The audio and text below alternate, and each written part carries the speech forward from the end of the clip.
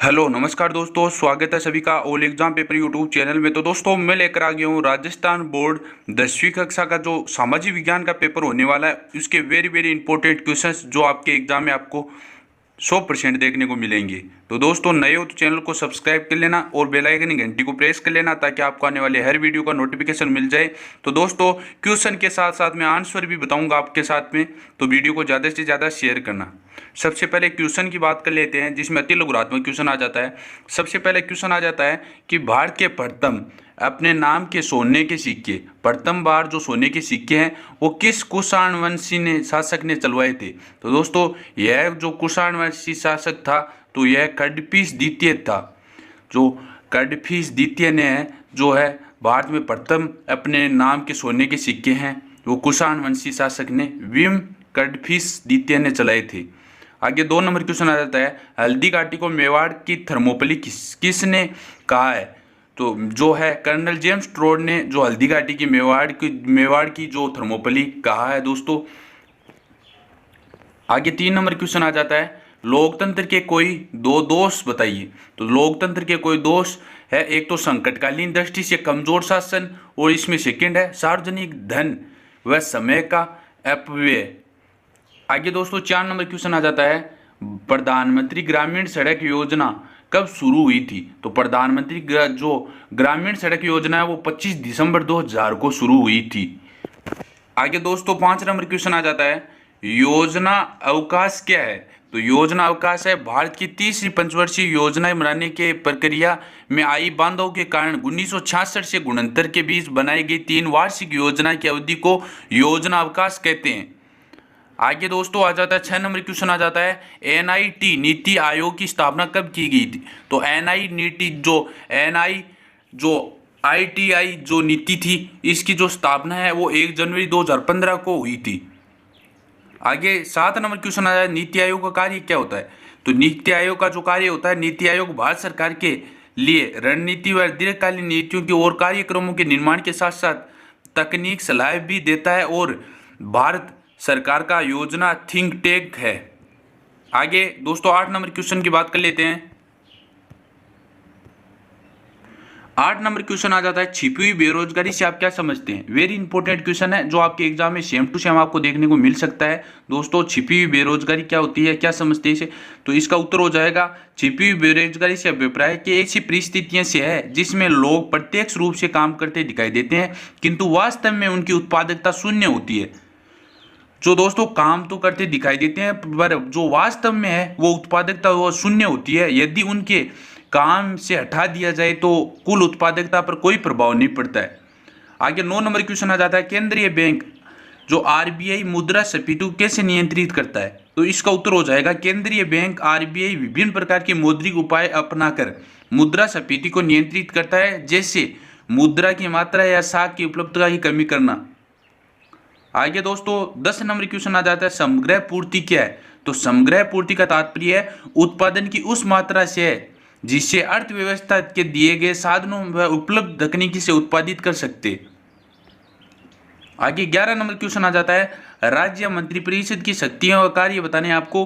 तो सबसे पहले जो कार्य आ जाता है वो आ जाता है मंत्रिपरिषद शासन की नीति निर्धारित करता है और मंत्रिपरिषद उच्च पदों पर नियुक्ति के संबंध में राज्यपाल को परामर्श देता है। आगे जो 3 नंबर इसमें पॉइंट आ जाए, ये मंत्रिपरिषद विधानमंडल में शासन का प्रतिनिधित्व करता है। 4 नंबर आ जाए, ये मंत्रिपरिषद कानून निर्माण का कार्य निश्चित करता है। 5 नंबर आ जाए, मंत्रिपरिषद द्वारा निश्चित की गई नीति के आधार पर ही बजट तैयार करता है। आगे दोस्तों 12 नंबर क्वेश्चन आ जाता है कि चंबल घाटी परियोजना का वर्णन कीजिए। तो चंबल घाटी की जो परियोजना है उसके बारे में समझना है कि जो चंबल घाटी परियोजना है वो राजस्थान की परियोजना है तथा मध्य प्रदेश से संयुक्त परियोजना है। मध्य प्रदेश और राजस्थान की परियोजना है। यह परियोजना जो है चंबल नदी 1953 में प्रारंभ की गई थी और चंबल नदी के प्रवाह के भूमि के अपरदन तथा बाढ़ के कारण अन्य संबंधित आपदाओं में होने वाली जो हानि के बचाव के लिए परियोजना के 3 चरण से में आरंभ की गई थी। इस परियोजना के प्रथम चरण के अंतर्गत मध्य प्रदेश के मंदसौर जिले में गांधी सागर बांध पर नहर प्रणाली का जो विकास है वो किया गया था। द्वितीय चरण में राजस्थान के चित्तौड़गढ़ में रावतबाटा नामक स्थान पर राणा प्रताप सागर बांध। तीसरे चरण में जो कोटा बूंदी सीमा पर ज्वार बांध, पिकअप बांध और विद्युत विग्रहों का निर्माण किया गया था और कोटा बैराज से राजस्थान की सिंचाई नहरों के माध्यम से की जाती है। आगे दोस्तों 13 नंबर क्वेश्चन आ जाता है, भारत में कपास तिलहन का उत्पादकता आपको बतानी है। जो उत्पादकता है वो कितनी प्रतिशत रही थी। भारत में जो है 2014 और 15 के कपास का उत्पादन है वो 35.48 लाख गांठों का हुआ था, जिसमें वर्ष 2014-15 में कपास की जो उत्पादकता वो 461 किलो प्रति हेक्टेयर रही थी। आगे जो तिलहन है, तिलहन की जो भारत में वर्ष है 2014-15 में तो तिलहन की जो उत्पादन रहा था वो 26.68 मिलियन टन रहा था। वही उत्पादकता में 1037 किलोग्राम प्रति हेक्टेयर रही थी। आगे 14 नंबर क्वेश्चन आ जाता है, भारत को तांबा उत्पादक क्षेत्र बताइए। तो भारत के जो तांबा उत्पादक क्षेत्र है वह 3 प्रमुख उत्पादक क्षेत्र है। पहला झारखंड है, दूसरा राजस्थान है, तीसरा आंध्र प्रदेश है। और जो अन्य उत्पादक राज्य हैं मध्य प्रदेश, कर्नाटक, सिक्किम व उत्तराखंड में तांबा प्राप्त होता है। देश के 1/3 तांबा राजस्थान में उत्पादित होता है। ज्यादा जो तांबा होता है वो राजस्थान में उत्पादित होता है दोस्तों। आगे आ जाता है 15 नंबर क्वेश्चन आ जाता है, राजस्थान में शीशा और जस्ता उद्योग के वितरण पर प्रकाश डालिए। राजस्थान, इसका उत्तर हो जाएगा राजस्थान के अरावली पर्वत में देश की सर्वाधिक शीशे जस्ते के भंडार होने के कारण शीशा जस्ता उद्योग जावड़, देवबारी और उदयपुर तथा चंदेरिया, चित्तौड़, राजपुरा और दरीबा और रामपुरा दरीबा में स्थापित ये खानों जो औद्योगिक खाने के पास स्थापित है। शेष कच्चा माल व पूर्व बनेड़ा, चौथ का बरखड़ा और गुड्डा किशोरीदास से मंगवाया जाता है। इन उद्योगों में उत्पादन में 95% शीशा और जस्ता है और राजस्थान से होता है। आगे दोस्तों आपका बताना है 16 नंबर क्वेश्चन आज की बात कर लेते हैं। इसमें राजस्थान की आबादी में वृद्धि के पीछे क्या कारण रहा था। तो वृद्धि के पीछे सबसे पहले कारण रहा था राजस्थान में जनसंख्या की वृद्धि के कारण राज्य में विशेष भौगोलिक, सामाजिक और आर्थिक सांस्कृतिक पृष्ठभूमि का 2/3 भाग निर्जन है और एक बड़ा पर्वतीय जनजाति का क्षेत्र है। सेकंड है इसमें पॉइंट कि निम्न महिला साक्षरता दर तथा आज भी महिलाएं संस्थागत प्रसन्न की अपेक्षा दाई द्वारा प्रसन्न कराने में अधिक महत्व देती हैं। और बच्चे, तीसरा पॉइंट आ जाता है, बच्चे के स्वस्थ एवं जीवित रहने की कम संभावना के कारण बच्चों का जन्म, कम आयु के विवाह में लड़का पैदा करने के चाह के कारण प्रदेश की जन्म दर और शिशु मृत्यु दर अधिक रही है, जिससे जो जनसंख्या की वृद्धि हुई है। आगे दोस्तों आपके जो 17 नंबर क्वेश्चन की बात कर ले तो आ जाता है, परिवहन और संचार में अंतर स्पष्ट कीजिए। तो परिवहन में आपको जो दी हुई है कि लोगों का, इसका उत्तर हो जाएगा परिवहन में कि लोगों तथा सामान को एक स्थान से दूसरे स्थान तक ले जाने का जो साधन है वो परिवहन कहलाता है। और संचार है वो एक स्थान से दूसरे स्थान के व्यक्ति को विचार, दर्शन या सूचनाएं भेजने का साधन है, उसे संचार कहते हैं। और इसकी आवश्यकता है वो होती है देश के आर्थिक विकास की, जो परिवहन की आवश्यकता होती है वो देश के आर्थिक विकास की गतिशीलता प्रदान करने के लिए जो परिवहन की आवश्यकता होती है। और देश आगे जो संचार की आवश्यकता होती है वो होती है कि देश की सामाजिक प्रगति के संचार साधन की आवश्यकता होती है। देश की जो प्रगति है उसके कारण जो है संचार की आवश्यकता होती है। आगे दोस्तों जो परिवहन के उदाहरण बताए गए हैं, परिवहन के सड़क और रेल मार्ग और जल मार्ग, वायु मार्ग और द्वारा उत्पन्न होते हैं। और जो आपके संचार के जो बताए गए हैं उदाहरण वो डाक, तार, टेलीफोन, इंटरनेट, टेलीविजन और आदि जो संचार के प्रमुख साधन है वो बताए गए हैं। आगे दोस्तों 18 नंबर क्वेश्चन की बात कर लेते हैं। तो हिट एंड रन दोष क्या है। तो हिट रन जो दोष है उसके बारे में आपको बताना है। सेकंड आपको इसके बारे में बताना है, सड़क दुर्घटना से लोकतंत्र के किस अधिकार का हनन होता है।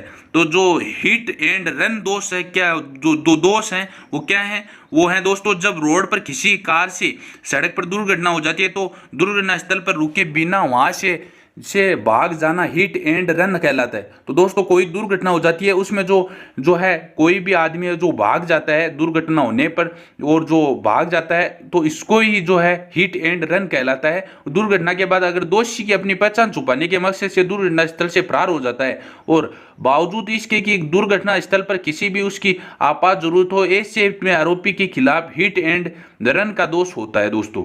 आगे जो सड़क दुर्घटना लोकतंत्र की किस अधिकार का हनन करता है। तो यह करता है दोस्तों जीने के अधिकार का हनन करता है।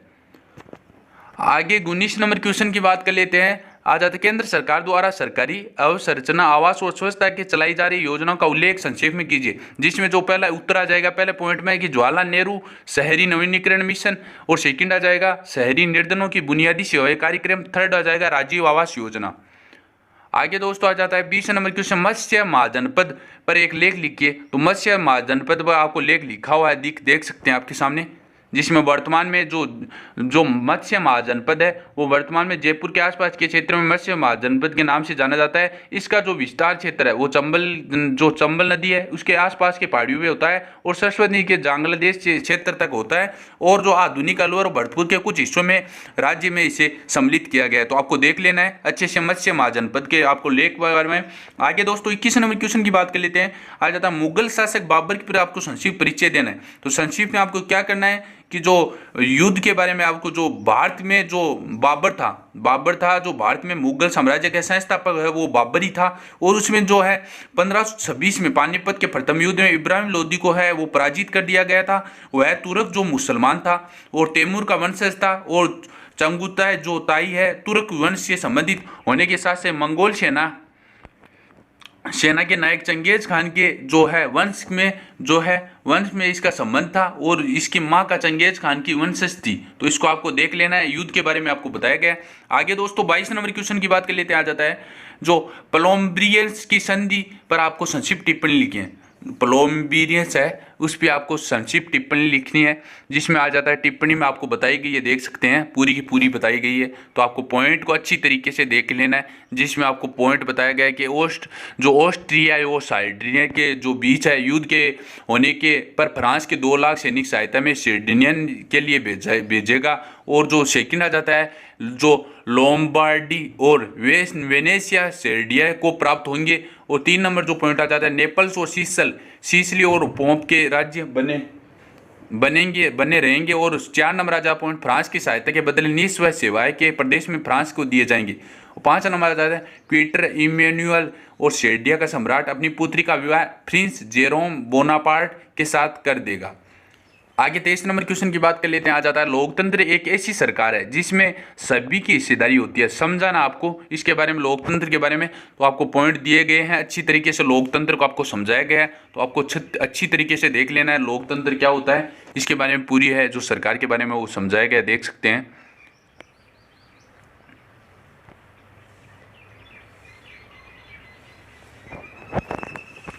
आगे दोस्तों 24 नंबर क्वेश्चन की बात कर लेते हैं। आ जाता है वैश्वीकरण के दौर में स्वदेशी की अवधारणा किन कारणों के प्राचीन की बन गई है, स्पष्ट कीजिए। इसमें आपको उत्तर दिया हुआ है, देख सकते हैं। वैश्वीकरण के जो वैश्वीकरण है उसके बारे में अच्छी तरीके से समझाया गया है, देख सकते हैं, जिसमें पॉइंट बताया गया स्वदेशी की भावना के राष्ट्र को एकजुट करने का कार्य, और इस अवधारणा के कारण घरेलू उद्योग धंधों का संबल मिलता है। और तीसरा जो पॉइंट है स्वदेशी की अवधारणा में आत्मनिर्भर बनने की प्रेरणा देती है, और 4 नंबर स्वदेशी के भावना में सामाजिक आर्थिक क्रांति उत्पन्न करती है, और 5 नंबर जो पॉइंट है इसमें भावना के देश के प्रति प्रेम एवं समर्पण की भावना की उत्पन्न होती है, और 6 नंबर पॉइंट है स्वदेशी की अवधारणा में स्थानीय लोगों को रोजगार की प्राप्ति होती है, और 7 नंबर पॉइंट आ जाए घरेलू उत्पादन बढ़ने से आयातों में कमी आती है, और जिससे आयातों पर खर्च होने मूल्यवान विदेशी मुद्रा की बचत होती है। तो दोस्तों आपको जो पॉइंट है वो पॉइंट को आपको अच्छी तरीके से देख लेना, पॉइंट ज़्यादा जरूरी है, मायने रखते हैं एग्जाम में, पॉइंट तो आपको अच्छी तरीके से देख लेना है।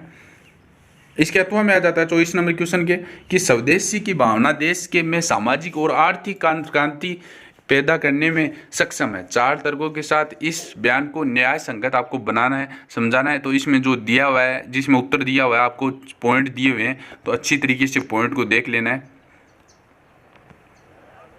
अच्छी तरीके से समझाया गया पॉइंटों में, आपको अच्छी तरीके से पॉइंट को देख लेना, ज़्यादा महत्व पॉइंट रखते हैं। आगे 25 नंबर क्वेश्चन आ रहा है भारतीय अर्थव्यवस्था के विकास में वाणिज्य बैंकों की भूमिका क्या रही थी। तो जो वाणिज्य बैंक है उसके बारे में भी जो है अच्छी तरीके से समझाया गया, देख सकते हैं। वाणिज्य बैंकों के बारे में भूमिका रही थी उसके बारे में अच्छी तरीके से समझाया गया। आगे 26 नंबर क्वेश्चन आ जाता है भारत में उपभोक्ता को प्राप्त किन्हीं 4 अधिकारों को उल्लेख कीजिए। तो 4 अधिकार हैं। पहला अधिकार दिया हुआ है सुरक्षा का अधिकार, सेकंड दिया हुआ है सूचना प्राप्त करने का अधिकार, और थर्ड जो दिया हुआ है चयन का अधिकार, 4 नंबर जो अधिकार दिया सुनवाई का अधिकार। तो आपको चारों अधिकारों को अच्छी तरीके से समझ लेना है। आगे जो 27 नंबर क्वेश्चन आ जाता है 19वीं शताब्दी में प्रारंभ हुए किन्हीं 4 किसान आंदोलन का वर्णन कीजिए। तो किसान आंदोलन के जो वर्णन है जिसमें आ जाता है, जिसमें जो पहला किसान आंदोलन आ जाता बंगाल में नील उगाने वाले किसान का विद्रोह है, और 2 नंबर जो किसान आंदोलन आ जाता पंजाब के किसान आंदोलन। 3 नंबर इसमें आ जाता है उत्तर की जो चंपारण किसान आंदोलन, और किसान आंदोलन को आपको अच्छी तरीके से देखना है। 4 नंबर खेड़ा किसान आंदोलन, तो आपको अच्छी तरीके से इसको देख लेना है और पॉइंट को ज़्यादा महत्व रखते हैं एग्जाम में, पॉइंट आपको अच्छी तरीके से देख लेना है। 27 नंबर क्वेश्चन आ जाता है 1857 के स्वतंत्रता संघर्ष के कारणों की विवेचना कीजिए। दोस्तों 27 नंबर के अथवा में क्वेश्चन है 27 का, जिसमें आपको 1857 के जो कारण रहे थे, राजनीतिक कारण और आर्थिक कारण और सामाजिक और धार्मिक कारण रहे थे, जिसमें आपको देख सकते हैं राजनीतिक कारण में लॉर्ड डलहौजी की अपहरण नीति, पेंशन, पदवियों से वंचित, तो दिल्ली सम्राट के साथ अनुचित व्यवहार, और इसमें आगे पॉइंट है अंग्रेजों का अहंकारपूर्ण व्यवहार और भारतीयों के साथ सरकारी जो नौकरियों में भेदभाव और भ्रष्ट एवं अन्यायपूर्ण शासन। और ऐसे जो आर्थिक कारण है उसमें बताए गए हैं भारतीय उद्योग धंधों को नष्ट होना और देशी जमींदारों और तालुकेदारों को असंतोष, देश में धन का बाहर जाना और लोगों को बेरोजगार होना, किसानों की दयनीय स्थिति, जिसमें सामाजिक व धार्मिक कारण है वो भी बताए गए हैं, जिसमें भारतीय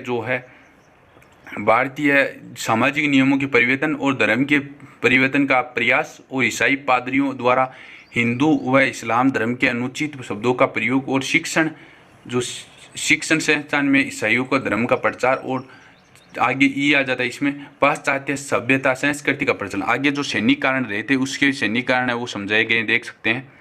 भारतीय सैनिकों में असंतोष की भावना, उसमें नए कारतूसों का प्रयोग, भारतीय सैनिकों में अंग्रेज के प्रति शंका की भावना, आपको देख लेना अच्छी तरीके से। 28 नंबर क्वेश्चन आ जाता है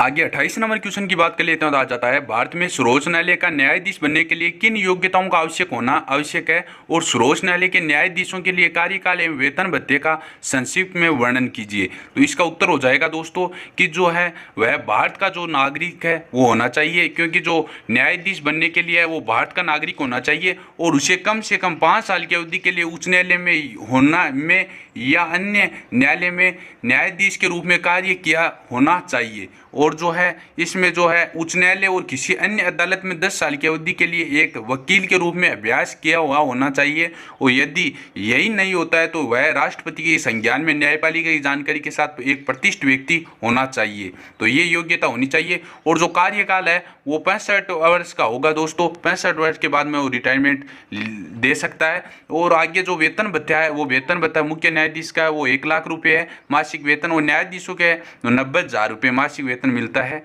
जो देख सकते हैं आपके सामने।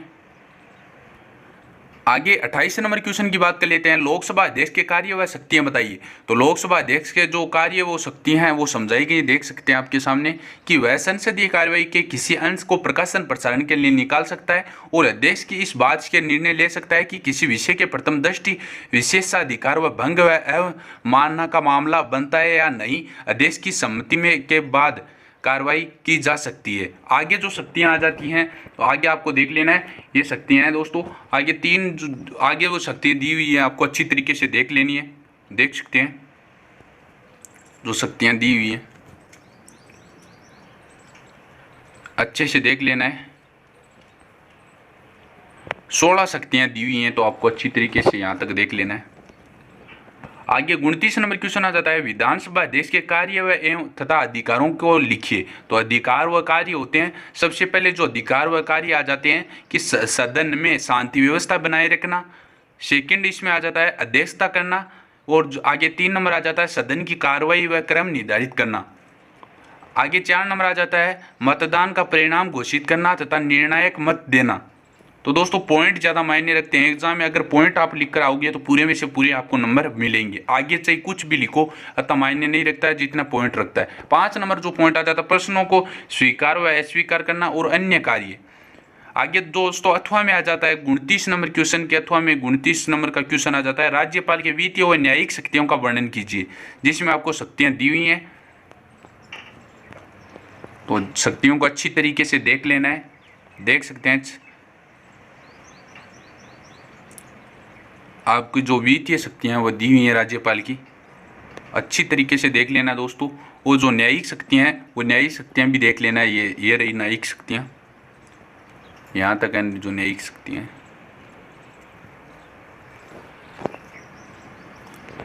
आगे दोस्तों 30 नंबर क्वेश्चन की बात कर ले तो आ जाता है भारत के दिए गए रूपरेखा के नक्शे पर निम्नलिखित को आपको दर्शाना है। सबसे पहले आपको दोस्तों बाड़मेर से जरूर से देख लेना, आपको एग्जाम में मिलने वाला बाड़मेर सेम टू सेम देख लेना है। अगर पेपर को मिला भी लेना, आप अगर पेपर हो जाए उसके बाद में मिला लेना, बाड़मेर आपको देखने को मिलेगा। इसमें 4 दिए गए, मचकुंड परियोजना और तुंगभद्रा और टिहरी।